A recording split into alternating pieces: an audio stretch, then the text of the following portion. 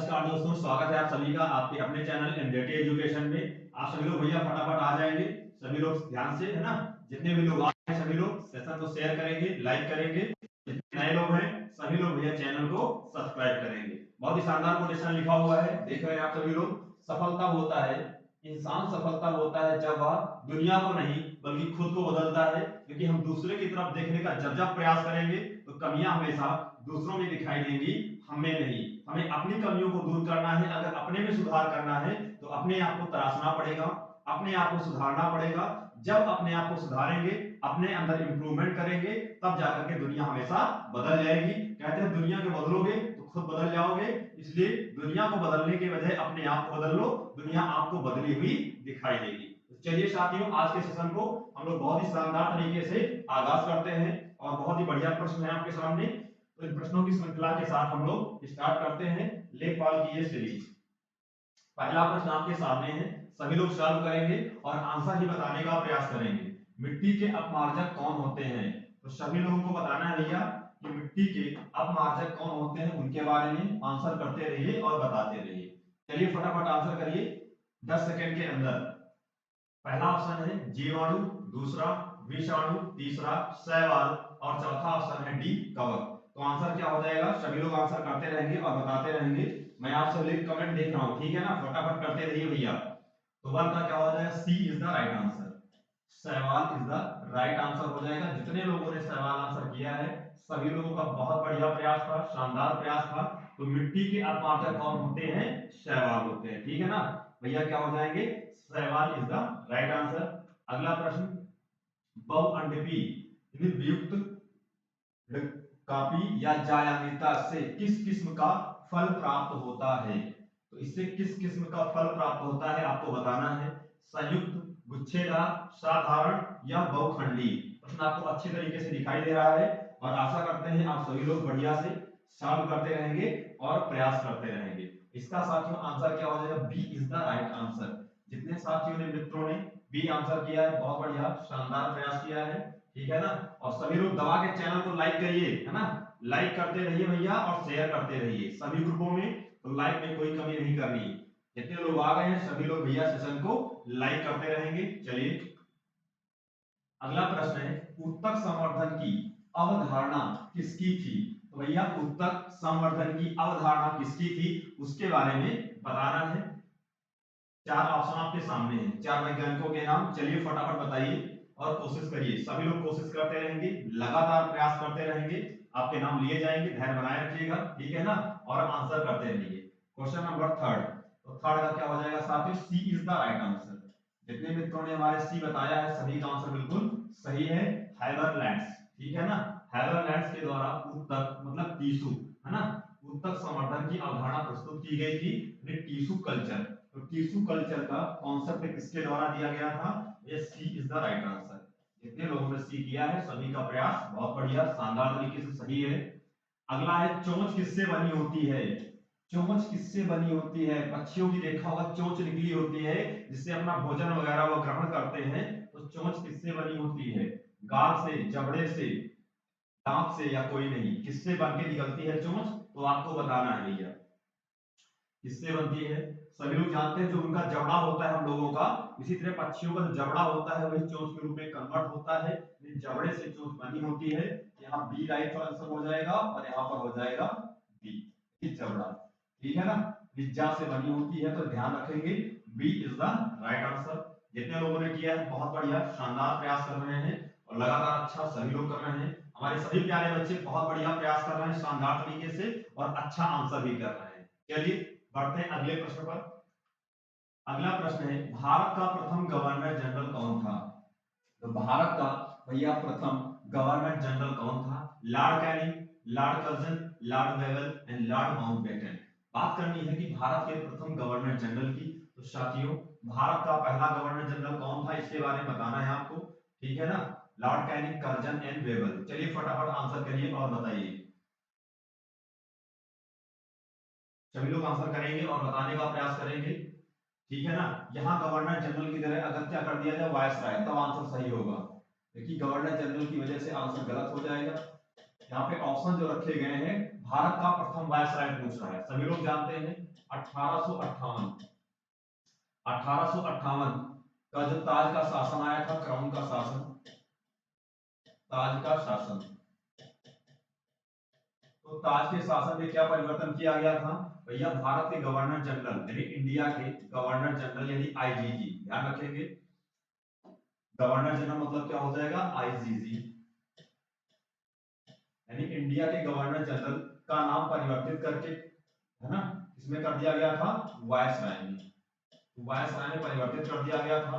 लेकिन मैंने कहा व्यक्ति बदलेगा पद नहीं, तो जो इंडिया का यहाँ पर क्या होगा अंतिम गवर्नर जनरल, वही भारत का क्या बन जाएगा प्रथम वायसराय। और परिवर्तन कब हुआ 1858 में, और तब कौन हुआ करता था, नाम था लॉर्ड कैनिंग, साथियों क्या नाम था लॉर्ड कैनिंग। और लॉर्ड कैनिंग का कार्यकाल कब से कब तक भैया 1856 में आते हैं और 1862 तक भारत में रहते हैं। 56 में जब आए होंगे तो भारत का गवर्नर जनरल बनकर आए थे, लेकिन जब 62 में गए हैं तो भारत का वायसराय बनकर के गए हैं। तो भारत का यहाँ अंतिम और भारत का प्रथम वायसराय कौन हो जाएंगे, Lord Canning. Canning is the right answer. बहुत बढ़िया, शानदार प्रयास किया सभी लोगों ने। आंसर करते रहेंगे और सारी चीजें नोट डाउन करते रहेंगे, ठीक है ना। चलिए अगले प्रश्न पर आते हैं।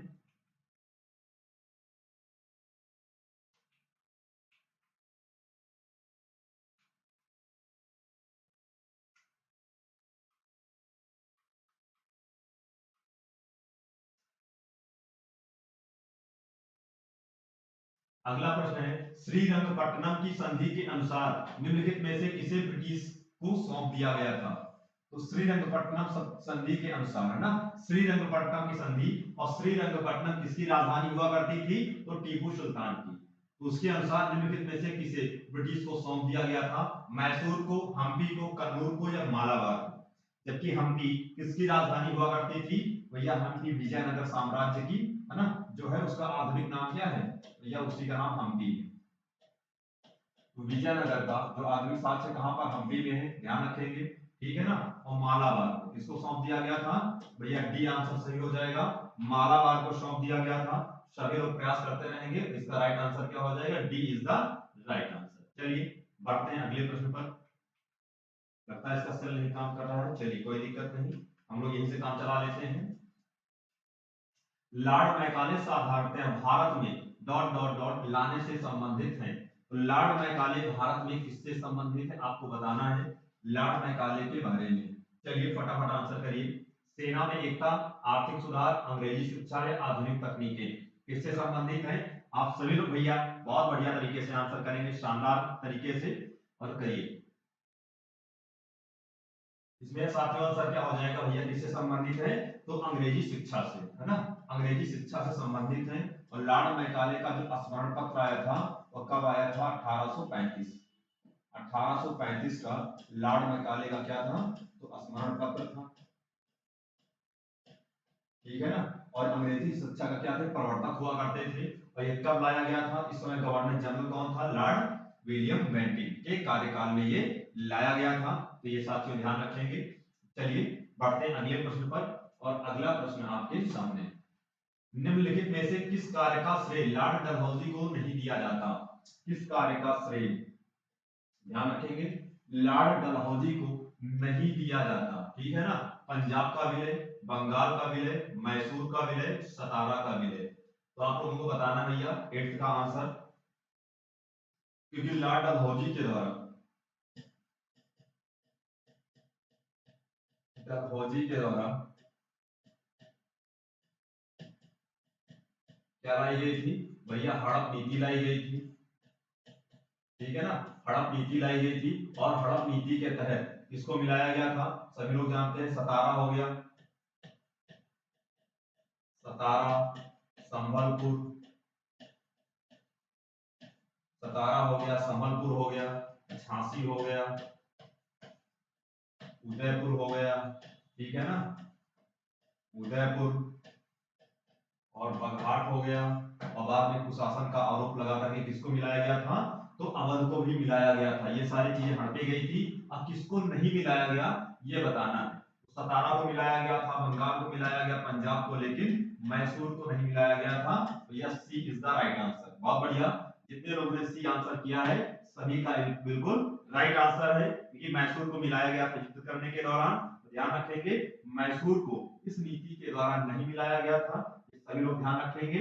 और जितने हमारे साथी आ गए हैं, मित्र आ गए हैं, सभी लोग भैया सेशन को दबा के लाइक करते रहिए। ठोको लाइक, है ना, दबा के लाइक करो, दबा के शेयर करते रहो। कम से कम 50 के ऊपर तो लाइक पहुंचा ही देना है। लगभग लाइक आपके हो गए हैं, आप सभी लोग 50 पहुंचाना है, फटाफट करिए, देर नहीं करना है। गुरु जी पूरी मेहनत कर रहे हैं, ठीक है। तो चलिए, भारत के संविधान का गठन डॉट डॉट द्वारा किया गया था। भारत के संविधान का गठन किस प्रकार से किया गया था आपको बताना है। ऑप्शन आपके सामने है, योजना आयोग के द्वारा, संविधान सभा, राष्ट्रपति या कार्यकारी समिति के द्वारा। तो सभी लोग जानते हो हमारे संविधान का निर्माण किसके द्वारा, भैया संविधान सभा के द्वारा किया गया था, ठीक है ना। और संविधान सभा का गठन किस कमेटी के सिफारिश पर किया गया था, किस मिशन के आधार पर, भैया कैबिनेट मिशन के आधार पर, ठीक है ना। कैबिनेट मिशन के आधार पर संविधान सभा का गठन किया गया था। और कैबिनेट मिशन के सदस्यों की संख्या कितनी, 3। एवी अलेक्जेंडर, पैट्रिक लॉरेंस और स्टैफोर्ड क्रिप्स हुआ करते थे, ठीक है ना। 3 सदस्य हुआ करते थे और संविधान सभा का गठन किया गया था। पूछा जाएगा कि संविधान सभा में टोटल सदस्यों की संख्या कितनी थी, 389। कुल सदस्यों की संख्या साथियों 389। तो ध्यान रखेंगे, संविधान सभा के कुल सदस्यों की संख्या 389। 292 कहां से, भैया ब्रिटिश प्रांतों से। और 4 कहां से, भैया ब्रिटिश कहां से हो जाएंगे साथियों, ब्रिटिश प्रांतों से, ठीक है ना। सॉरी, ब्रिटिश प्रांतों से हो जाएंगे चीफ कमिश्नरी। 292 कहां से, तो ब्रिटिश प्रांतों से। 4 कहां से, चीफ कमिश्नरी। और 93 कहां से हो जाएंगे, भैया 93 हो जाएंगे देसी रियासतों से। ये था पूरा खाका। अब बढ़ेंगे अगले प्रश्न की ओर। और अगला प्रश्न आपके सामने, भारत का संविधान सभा किसके कहने पर बनाई गई। भारत की जो संविधान सभा थी किसके कहने पर बनाई गई, अभी मैंने आंसर बताया था पिछले क्वेश्चन में। चलिए फटाफट करिए और बताइए, इसका आंसर बताना सभी लोगों को। बहुत बढ़िया शानदार तरीके से आंसर बताते रहेंगे और आगे बढ़ते रहेंगे। वेबल प्लान में बिल्कुल नहीं किया गया, कृषि मिशन में बिल्कुल नहीं किया गया, लेकिन हाँ सबसे पहले संविधान सभा की बात किस मिशन में की गई थी, तो कृषि मिशन में ही की गई थी। अगस्त प्रस्ताव इसमें भी नहीं किया गया, D is the right answer. Cabinet mission के आधार पर इसके सदस्य कौन थे, तो एबी अलेक्जेंडर। 3 सदस्य हुआ करते थे, तो एबी अलेक्जेंडर हो जाएंगे। और कौन से, या पैट्रिक लॉरेंस हो जाएंगे। और तीसरे सदस्य का नाम हो जाएगा स्टैफोर्ड क्रिप्स,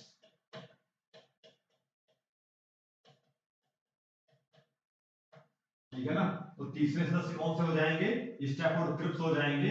ये हो जाएंगे कैबिनेट मिशन। और कैबिनेट मिशन के आधार पे अपने यहाँ संविधान सभा का क्या किया गया था, भैया प्रस्ताव किया गया था, या संविधान सभा का गठन किया गया था, ठीक है ना।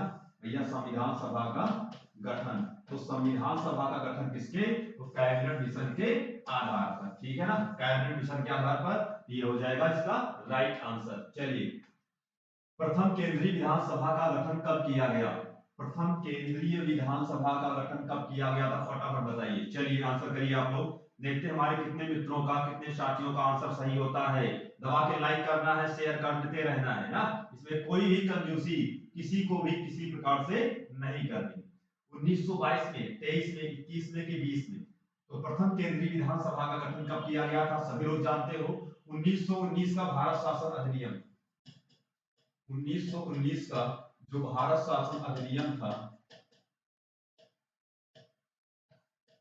1919 का जो भारत शासन अधिनियम था, यानी मॉन्टेगू चेम्सफोर्ड सुधार हुआ करता था, उसी सुधार में कहा गया था भारत में एक केंद्रीय विधानसभा की गठन की गई थी। और केंद्रीय विधानसभा, ठीक है ना, तो भारत में भैया केंद्रीय विधानसभा का गठन का प्रस्ताव किया गया था।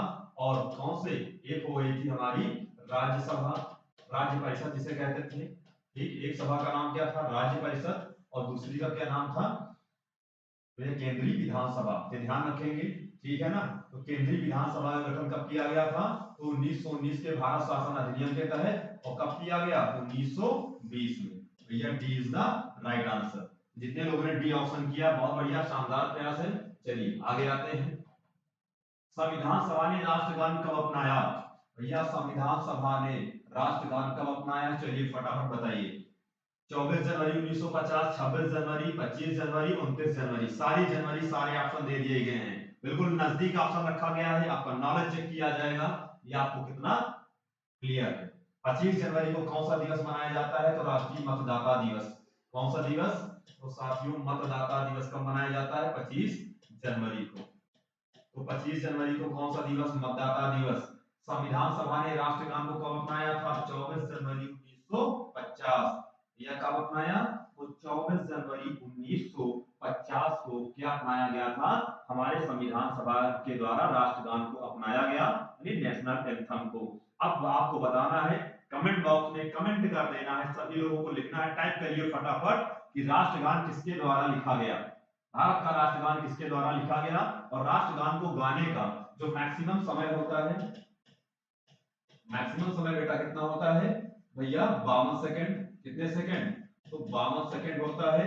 जबकि इसका शॉर्ट फॉर्म में मिनिमम कितना समय में गाया जा सकता है, यानी ऊपर की और नीचे की लाइनों को पढ़ने के लिए, तो 20 सेकंड। ठीक है, यानी मैक्सिमम समय 52 सेकंड और मिनिमम समय 20 सेकंड के अंतर्गत इसे कंप्लीट किया जाएगा।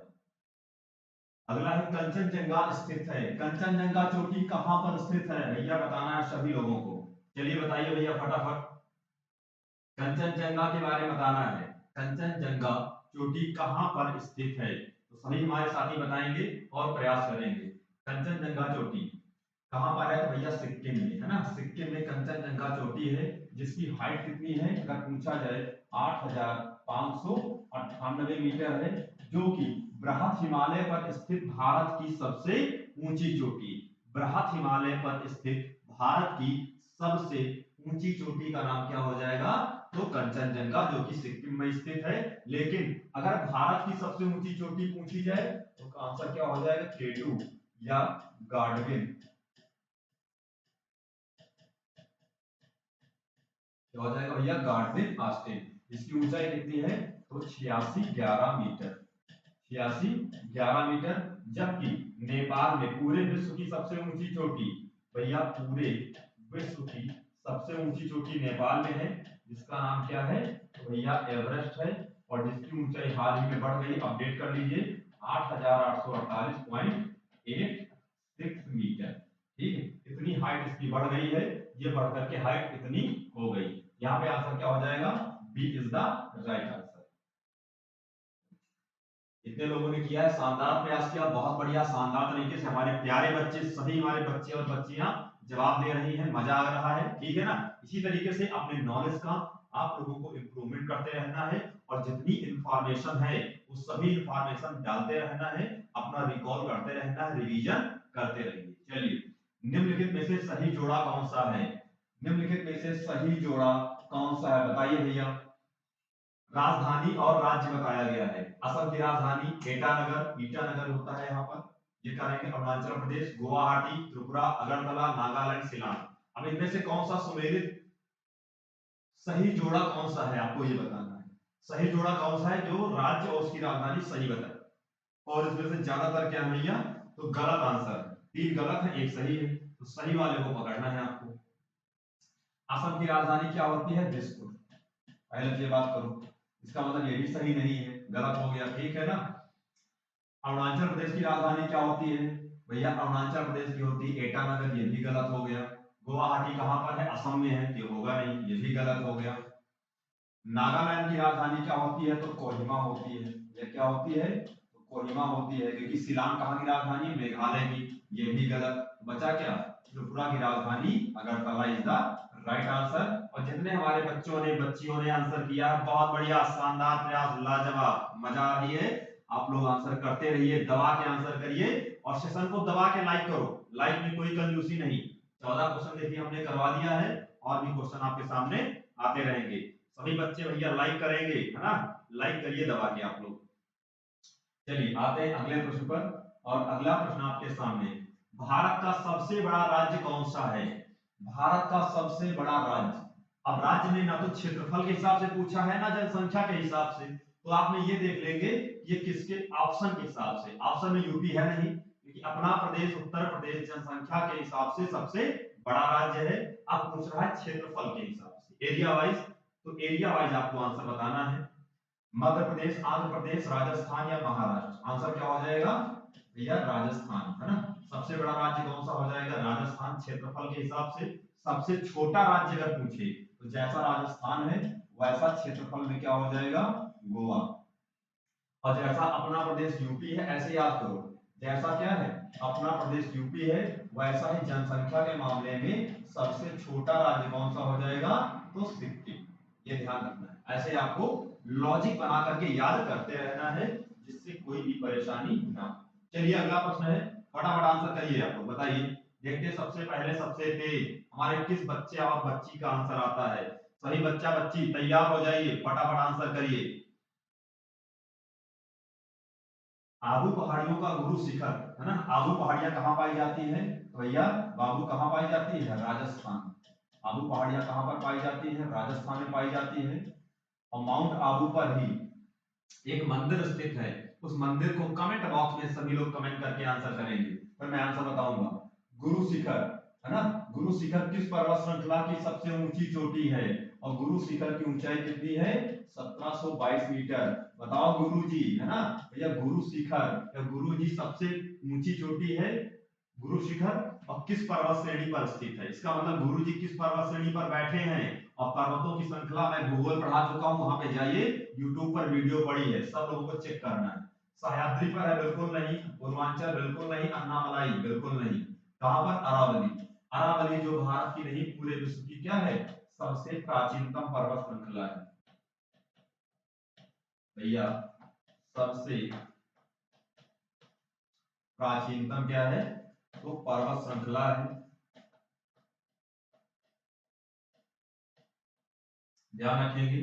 और अरावली पर्वत की सबसे ऊंची चोटी कौन सी है गुरु शिखर। और माउंट आबू पर जो मंदिर है जैन मंदिर, उस जैन मंदिर का नाम क्या है दिलवाड़ा का जैन मंदिर, है ना।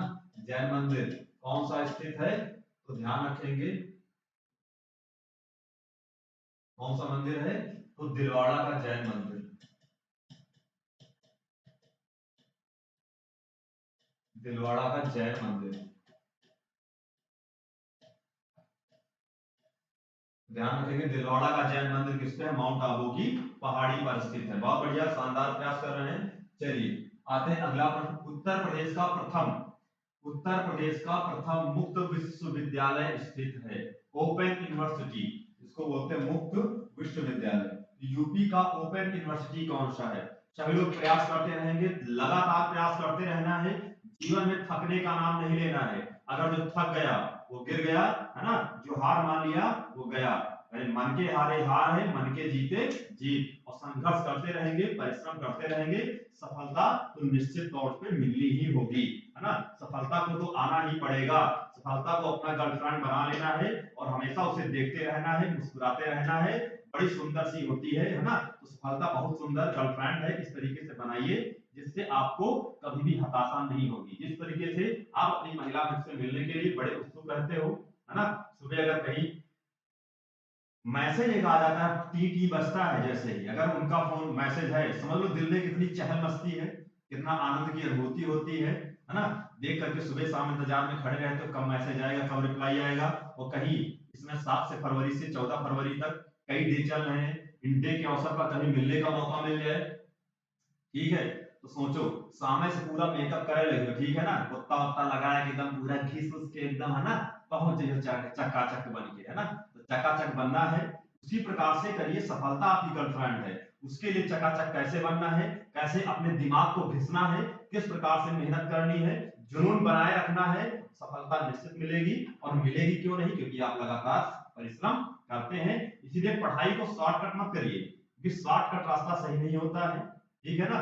और सफलता यानी परिश्रम का कोई ऑप्शन नहीं है, hard work is the key of success. तो मेहनत करते रहिए, और जितना हार्ड वर्क करेंगे सफलता आपकी उतनी नजदीक आएगी। तो चलिए साथियों बताइए क्वेश्चन नंबर 17 का आंसर बताएंगे सभी लोग, हमारे जितने मित्र हैं साथी हैं, और प्रयास करते रहेंगे। चलिए भैया आंसर करिए सभी लोग। कितने लोगों के आंसर आए देख रहे हैं हमारे, बहुत बढ़िया, सभी साथियों लगभग सही आंसर किया है बच्चे और बच्चियों ने। Prayagraj is the right answer. कौन सा राज? तो प्रयागराज, है ना। प्रयागराज क्या है? बहुत ही राइट आंसर है। बहुत बढ़िया, शानदार प्रयास किया है। चलिए आगे बढ़ते हैं। बनारस हिंदू विश्वविद्यालय, है ना, काशी या काशी हिंदू, है ना, बीएचयू जिसे कहा जाता है, क्या? बीएचयू, ठीक है ना। बनारस हिंदू विश्वविद्यालय का शिलान्यास किसने किया था? बनारस हिंदू विश्वविद्यालय का शिलान्यास किसने किया था? कौन वह व्यक्ति था, महान व्यक्ति था, जो चंदा मांगने गया था? और कौन था? मदन मोहन मालवीय। महामना मदन मोहन मालवीय ने 1916 ईस्वी में, इसमें भैया 1916 ईस्वी में बीएचयू की स्थापना की। बनारस हिंदू विश्वविद्यालय की स्थापना की थी। और एक बार निजाम के पास कौन चंदा मांगने गया था? मदन मोहन मालवीय चंदा मांगने गए थे। पूछे कौन सा क्या बनाओगे? तो उन्होंने कहा हिंदुओं का विश्वविद्यालय बनाएंगे, क्योंकि इसके पहले मुस्लिम यूनिवर्सिटी स्थापित हो चुकी थी अलीगढ़ में, है ना, तो सर सैयद अहमद खान के द्वारा। तब वहां पे निजाम ने मजाक बनाते हुए कहा, लो मेरा जूता ले जाओ, यही तुम्हारे लिए दान में है। वो जूता लेकर के मदन मोहन मालवीय ने साहस स्वीकार किया और उसे मार्केट में पहुंचे, बताए, कहा भाई साहब ये निजाम का जूता है, ये निजाम का जूता है, इसे नीलाम कर रहा हूं, कौन कौन लेना चाहता है? और निजाम का जूता 1 लाख रुपए में बिका था उस समय।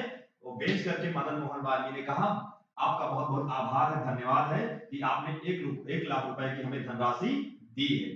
तब निजाम साहब ने पूछा, मैंने तो आपको पैसा दिया ही नहीं, मैंने तो आपको जूता दिया था। तब मदन मोहन मालवीय ने पूरी घटना का कालक्रम बताया। तब जाके निजाम बहुत प्रसन्न हुआ, कहा आप जाइए, आप बहुत ही महान व्यक्ति हैं, ठीक, आप जैसे महान विभूतियां युगों युगों में पैदा होती हैं, आप जाइए और मैं आपको और भी पैसा दान देता हूं। पैसा भी दान दिया और कहा आप पूरे भारत का सबसे बड़ा विश्वविद्यालय बनाएंगे, क्योंकि आप एक बहुत ही धैर्यवान व्यक्ति हैं। कहते हैं परीक्षा ऐसे ली जाती है, इसीलिए कोई भी विकट परिस्थिति बन जाए, कोई भी कितना उपहास उड़ाए, जो आपका उपहास उड़ाएगा और जब आप सफल हो जाओगे तो वही आपका क्या करेगा? सबसे पहले आपके लिए आपका फॉलोअर भी बनेगा। तो ध्यान रखेंगे, मदन मोहन मालवीय। बीएचयू के बारे में आज कोई कौन नहीं जानता, बहुत बड़ी यूनिवर्सिटी है बनारस में। चलिए सभी लोग दबा के लाइक करते रहो भैया, 18 क्वेश्चन हो गए हैं ना, लाइक 50 कर दीजिए बस, है ना, 5 लाइक कम है, फटाफट करिए, 50 पहुंचा देना है। चलिए, पंडित दीनदयाल उपाध्याय पशु चिकित्सा विश्वविद्यालय है। पंडित दीनदयाल उपाध्याय पशु चिकित्सा विश्वविद्यालय कहां पर स्थित है? यूपी जीके के बहुत बढ़िया शानदार शानदार प्रश्न है। लेखपाल वीडियो की तैयारी करने वाले सभी छात्रों को लग जाना है, ऐसे प्रश्न आपसे पूछे जाएंगे और कोशिश करिए। चलिए फटाफट कमेंट करिए भैया, फटाफट, देर नहीं करना है। कहां पर स्थित है? पंडित दीनदयाल उपाध्याय पशु चिकित्सा विश्वविद्यालय। और पंडित दीनदयाल तो भाजपा गवर्नमेंट में बहुत ही इंपॉर्टेंट है, ठीक है ना। कहां पर स्थित है? जहां पे तेल रिफाइनरी स्थित है। कहां पर भैया? मथुरा, जहां पे वृंदावन बाके बिहारी लाल रहते हैं, ठीक है ना, भगवान श्री कृष्ण रहते हैं राधा जी की याद में, तो मथुरा में, ठीक है ना। तो मथुरा में क्या है? पंडित दीनदयाल उपाध्याय पशु चिकित्सा विश्वविद्यालय स्थित है। और यहाँ पर क्या है भैया? तेल रिफाइनरी भी कहाँ है? मथुरा में स्थित है। चलिए आगे आते हैं। यूपी लेखपाल का बैच सभी आप परीक्षार्थियों के लिए, जितने हमारे लेखपाल तैयारी करने वाले हैं भैया, अभी नहीं तो कभी नहीं, फटाफट लीजिए। 3 त्रिमूर्ति आपके सामने है ना। ये कौन है? त्रिमूर्ति आपके सामने, ठीक है ना भैया। ये दीपेंद्र सर, है ना, कोई नहीं ऐसा सुमित सर जैसा, ठीक है ना। करंट अफेयर्स की बहुत ही शानदार जानदार क्लास संचालित की जाती है। कोई नहीं ऐसा हमारी मैम जैसा, मतलब नहीं, मतलब एग्जाम लोगों की मैम जैसा, यानी नीलू मैम जैसा, ठीक है ना। बहुत ही शानदार गजब की साइंस पढ़ाती है, देखने में स्मार्ट है, सुंदर है, ठीक है। अगर क्लास ले लोगे तो एग्जाम में आप क्या हो जाओगे? फैन हो जाओगे। इसीलिए साइंस की क्लास मैम की भी करनी है। और लेखपाल का बहुत ही महत्वपूर्ण और समग्र बैच सभी टीचरों के द्वारा चलाया जा रहा है। चलिए आते हैं आज के अगले क्वेश्चन। प्रदेश में केंद्रीय कृषि विश्वविद्यालय की स्थापना की गई है। भैया केंद्रीय कृषि, बात कर रहे हैं उत्तर प्रदेश की, ठीक है ना। उत्तर प्रदेश में बताना केंद्रीय कृषि विश्वविद्यालय कहां पर स्थापना की गई है। चलिए फटाफट बताइए। क्वेश्चन नंबर 20 का आंसर देना है सभी लोगों को, बिना आंसर दिए कोई जाएगा नहीं, फटाफट आंसर देते रहना है। चलिए फटाफट आंसर दीजिए और बताइए भैया कि केंद्रीय विश्वविद्यालय की स्थापना की गई है। प्रदेश में केंद्रीय विश्वविद्यालय की स्थापना कहां पर की गई है? वाराणसी, झांसी, बांदा या बरेली? भैया बताइए, चलिए क्वेश्चन का। और सभी लोग जानते हैं इसका आंसर क्या है भैया, B is the right answer. जितने लोगों ने बी किया है हमारे सभी बच्चों के सही आंसर है झांसी में। तो कहां पर किया गया है भैया, झांसी में इसकी स्थापना की गई है। ठीक है ना। आते हैं आज के अगले प्रश्न पर। अब यूपी जीके से आ गए तो कहां पर, करंट पर। करंट के बहुत ही महत्वपूर्ण प्रश्न है। हाल ही में तोरंगा, हाल ही में तोरंगा महोत्सव 2022 कहां मनाया गया है? लद्दाख में, जम्मू कश्मीर, अरुणाचल प्रदेश या तमिलनाडु? कहां पर मनाया गया है आप लोगों को बताना है भैया, कहां पर मनाया जाता है। तो सभी लोगों को आंसर बताते रहना है और कोशिश करना। चलिए फटाफट कोशिश करिए भैया और बताइए। तो कहां मनाया जाता है? Arunachal Pradesh. Arunachal Pradesh is the right answer. Arunachal Pradesh में कहां मनाया जाता है? तवांग मठ। भैया अरुणाचल प्रदेश में एक मठ है और मठ का नाम क्या? तवांग मठ। तवांग मठ में ही मनाया जाता है। तवांग मठ की एक आदिवासी जाति है जिसका नाम है मोनपा।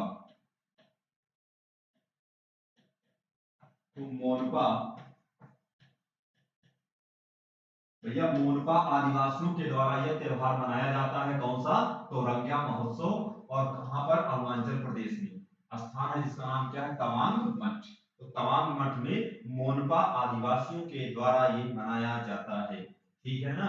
सी इज द राइट आंसर। और जितने हमारे प्यारे बच्चों ने सी आंसर किया है सभी का बहुत बढ़िया, शानदार प्रयास था। अब आते हैं अगले प्रश्न। अगला प्रश्न बहुत ही शानदार है। कौन सा देश दुनिया की पहली हाइड्रोजन से चलने वाली फ्लाइंग बोट, द जेट है ना, फ्लाइंग बोट जिसका नाम क्या है? द जेट लॉन्च करेगा?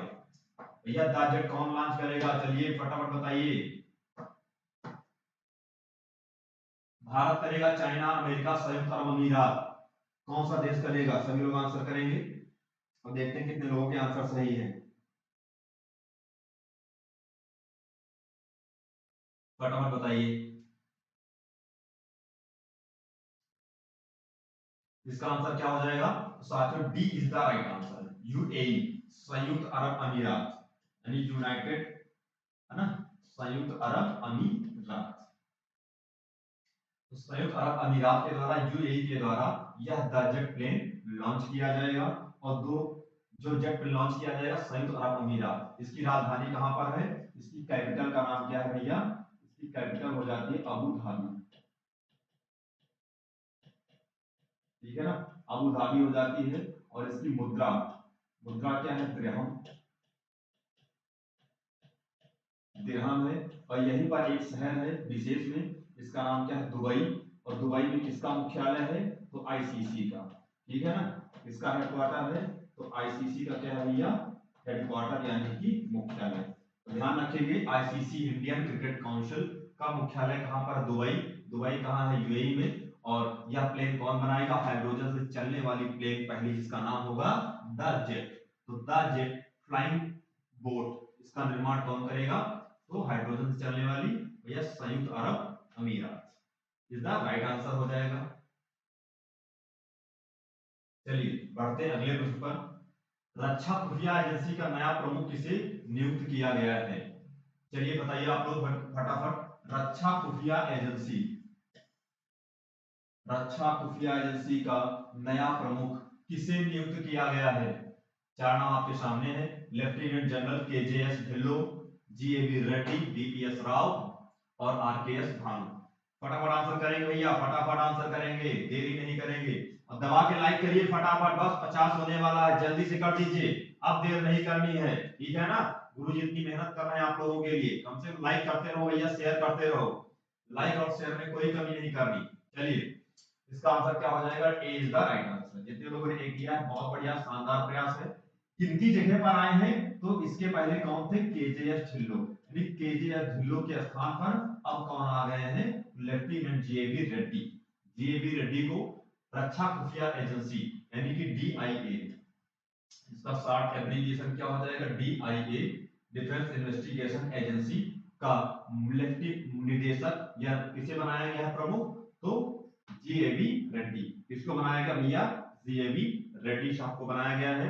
तैयार हो जाइए, कमर कस लीजिए, आज का सेकंड लास्ट प्रश्न आपके सामने है, क्वेश्चन नंबर 24। क्रिसिल, क्रिसिल जो एक क्रेडिट रेटिंग एजेंसी है जिसके द्वारा 2023 में वर्ष 2023 में जीडीपी, भारत की जीडीपी कितने प्रतिशत बढ़ेगी इसका अनुमान लगाया है। जीडीपी मतलब क्या होता है, ग्रॉस डोमेस्टिक प्रोडक्ट। जीडीपी क्या होता है, इसको बोलते हैं हिंदी में सकल घरेलू उत्पाद।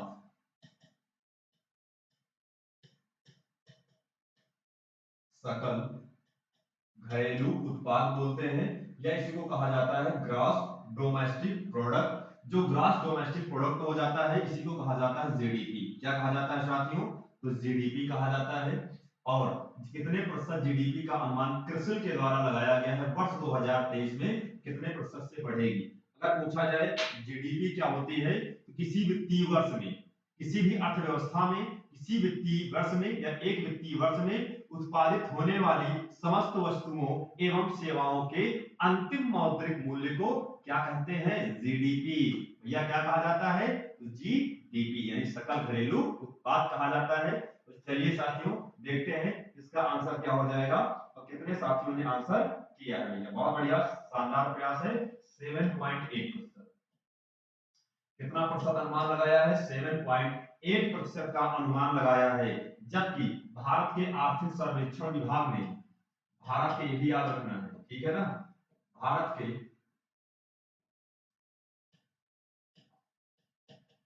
आर्थिक सर्वेक्षण विभाग द्वारा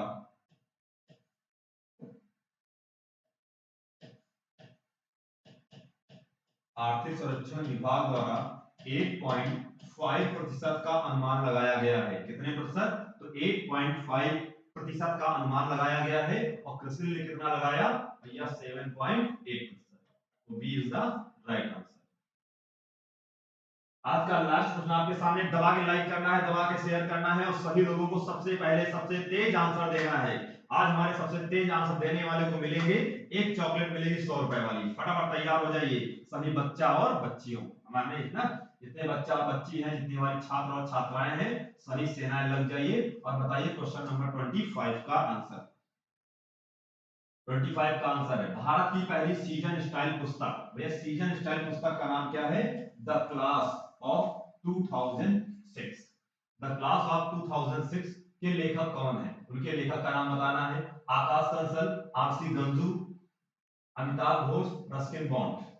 चलिए फटाफट बताइए भैया इसके लेखक कौन है, लेखक का नाम बताना है। इसमें 18 अलग अलग क्या है, एपिसोड है, ठीक है ना। 18 अलग अलग एपिसोड हैं जो कॉलेज में बिताए गए दिनों के बारे में बताते हैं। तो कितने एपिसोड हैं, 18।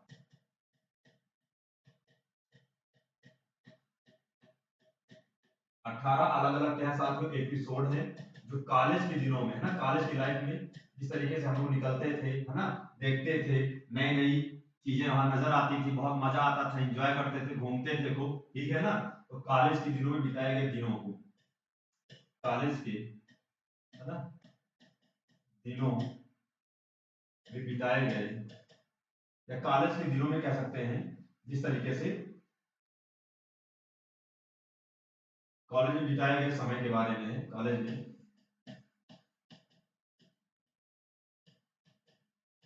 सभी लोग आंसर करेंगे, बिताए गए समय के बारे में इसमें बताया गया है।